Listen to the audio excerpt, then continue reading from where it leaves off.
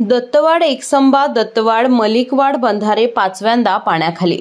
धरण क्षेत्रात पडणाऱ्या मुसळधार पावसामुळे दत्तवाड येथील दूधगंगा नदीच्या पाणी पातळीत वाढ होत असून दूधगंगा नदीवरील दत्तवाड एकसंबा आणि दत्तवाड मलिकवाड ही दोन्ही बंधारे पाण्याखाली गेले आहेत। त्यामुळे महाराष्ट्र कर्नाटक या दोन राज्यांचा संपर्क तुटला आहे।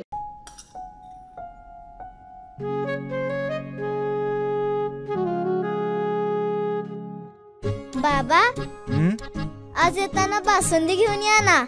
अगं, कालच आपण आईचा वाढदिवस होता म्हणून आणली होती ना। ऐकलं, गोकुळची बासुंदी पुन्हा खावीशी वाटतेय। खरं सांगू, मलाही खावीशी वाटतेय।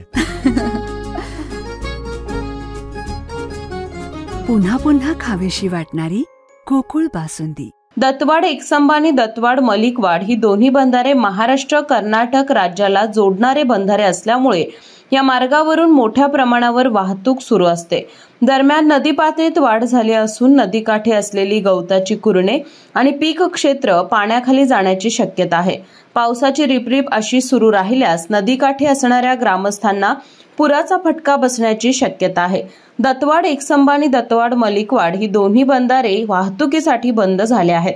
त्यामुळे या मार्गावरील वाहतूक ठप्प झाली आहे। पावसाची रिपरिप अशी सुरू राहिल्यास महापूर सारखी परिस्थिती उद्भवण्याची शक्यता वर्तवण्यात येत आहे। पाणी पातळीत अशीच वाढ होत राहिल्यास जुने दानवाड येथील पूल सुद्धा पाण्याखाली जाण्याची शक्यता वर्तवण्यात येत आहे। केके न्यूज साठी शिरोळ प्रतिनिधी कुणाल कांबळे। अशाच नवनवीन अपडेट पाहण्यासाठी आमच्या केके न्यूज चॅनेलला सबस्क्राइब करा।